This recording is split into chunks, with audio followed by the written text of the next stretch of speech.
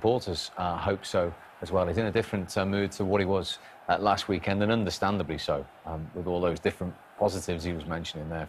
Normal service resumed for Liverpool. They were outstanding going forward today. Defensively, never had a problem. Lovely clean sheet. The young kid in goal, Kelleher, was done everything he had to do. Yeah, he made one good save from Podence in the first half, but like Jürgen said, he was a calming influence. You know, he took a few crosses. He was good on his feet. Used to be an outfield player. He's just give us an insight into the kid. Fantastic. No, good day at the office for Liverpool, and onwards and upwards. And, you know, they're going to be there. We know that. We know it's going to be them. We know Man City are going to be in and around it. The shape of the league is getting there at the moment. I think just after Christmas, we will see the teams who are really going to challenge and the ones who are going to fall away. And Liverpool without Alisson and Van Dijk, as Tim mentioned earlier, didn't really pinpoint that tonight at all. Absolutely. They've got a fantastic squad there and champions. And like Tim said, you know, I can't better Tim on this one. You know, they're going to be there or thereabouts. You know, and you know, Man City are going to come. I've still got a horrible feeling, that Spurs are going to be up there as well. And like I say, there's something about I never got the opportunity to retain a title, and there's something about the year afterwards. And I don't think you can when you ain't got a Van Dijk, you know. And I've seen enough in Liverpool this season to say that they might not win it. You know, just the kind of some of the performances away from home where they haven't been at the races, they haven't grind results out. So you know, there's worrying signs for me about retaining the title. So hopefully it's not that mob. Hope they go on and do it, actually. Change. Well, they are level on points at the top with Tottenham. They have disposed of Wolves. The chances he was talking about, let's just pinpoint one in particular. At 1-0, 48 seconds before 2-0. And it was Conor Cody. We've mentioned he had an eventful night, Tony. Yeah, this came to him. Definitely an eventful night. He's taking it on the chest and great defending. Unbelievable defending there, but... I think he's going to redeem for his mistake. There he goes. He's going to get the equaliser, and it's just taken off Firmino. He's taken it off with his toe. And, yeah, bad night. The coach has been a bit harsh on his team there. He's just more or less saying that Liverpool are at another level. And I think he's got to quickly forget about that game and move on, because Wolves are going to climb the table and get up the table. And in terms of moving on, before we move on, if you are the manager and you are missing a player like Raul Jimenez for the rest of the season, how do you find another way when you've planned everything around him? Yeah, well, people only asked you about the players who are not there when you lose football matches. So they're obviously going to ask Raul Jimenez because he's just got injured and they had a great result against Arsenal. Now, Jürgen hasn't been asked about Van Dijk for a few weeks now, you know, and they won't do because they'll continue to get results. For Wolves' sake and for Nuno, he has to try and find a way. Personally, I would go back to a 3.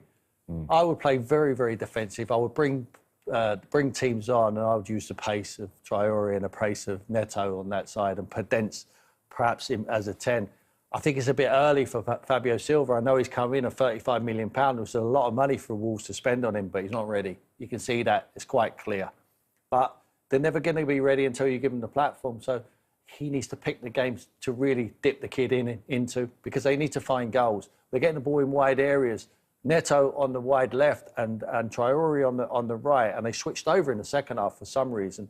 They're getting past their fullbacks. They're delivering balls into the box. Then Donker's in there occasionally, but they're not filling up the box with enough bodies. You need to flood forward. So I would bring the teams on and try and catch them on the counter-attack. They were very successful doing that last season. Brilliant season for Nuno and his team. They're not going to be in danger of relegation. So I think he's an experimental. He needs to find a solution. I think he's a good enough manager to be able to find one. OK, they are 10th, Liverpool onto 24 points, level with Tottenham Hotspur, who lead the Premier League tonight. And when we come back, we will look back on their north. Big night for Jürgen Klopp to have the supporters back as well, 2,000 of them inside the stadium at Anfield. Liverpool back to winning ways as well with those 4 goals against Wolves. Here is the Liverpool manager. Well, Jürgen, how good was that? The fans back, the performance, and then, of course, your special celebration in front of the Kop is back too. Yeah. Wasn't it a perfect night?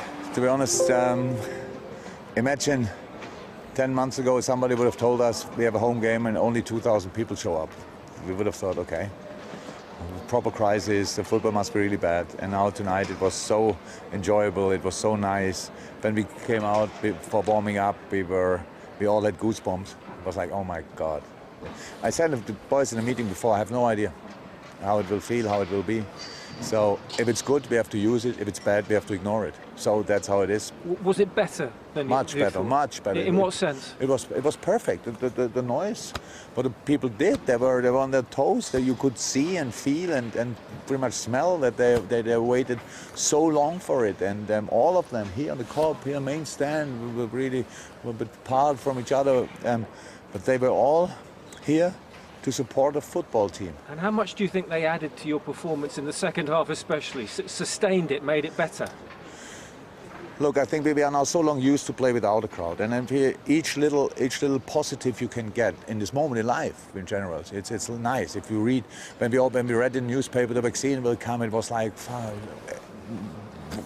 whatever weather was outside, the sun was shining for all of us, and so it was tonight in the second half. It's so much more enjoyable when the people are involved. This game would not be the game we all love if we would have played it always without supporters, of course not.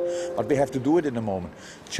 And if there's any sense in it, then it's only that we appreciate these kind of things, 2,000, 3,000, hopefully 4, 5, 6,000 in the next few weeks or months, that normality is coming back, then that we appreciate that even more. The first Premier League game for your young goalkeeper, Caoimhin Kelleher, and a very important save, would you agree?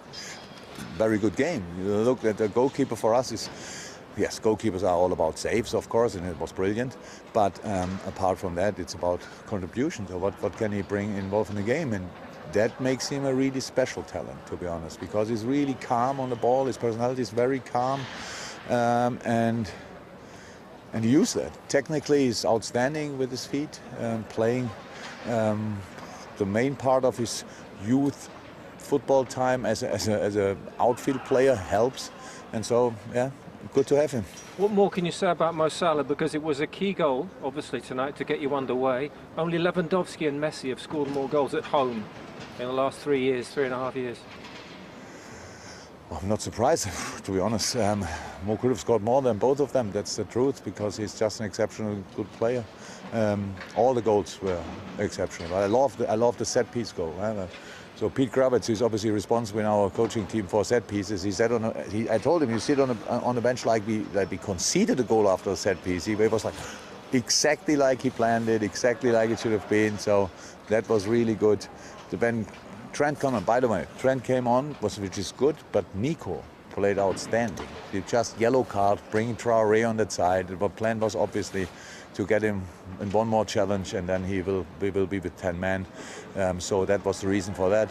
But then Trent comes on, nice little cross, next goal, so all good. A great goal from Gini Wijnaldum. He was smiling away. What chance do you think he'll stay? Do you think he'll stay, sign the contract? I hope so, to be honest. I hope so. You can see that he plays all the time. He plays pretty long when he's on the pitch, all this kind of stuff. We have a very good relationship. I hope so. Thank you, Jürgen. Well done. Welcome. I think all those Liverpool. Tonight, here's the view of their manager, Nuno. Nuno, was 4-0 a fair reflection or a bit hard on your team? No, the result is a consequence of the performance, and today we didn't perform well. So, is one of the frustrations that you started well and then a mistake cost you? Yeah, we started well the game, but never. Even the first half, we had a couple of good situations, but never comfortable in the game. Didn't produce too much. Organized, yes, until the moment of the goal, but not well enough with the possession of the ball and create half chances, not real chances. We didn't perform as well as we should and we could. Missing Raúl Jiménez, of course, is a big miss for the team. Was that exposed tonight, missing that focal point up front? Not having Raúl is a blow, like I mentioned before. But we must find solutions. Of inside of the team, so we can keep on progressing.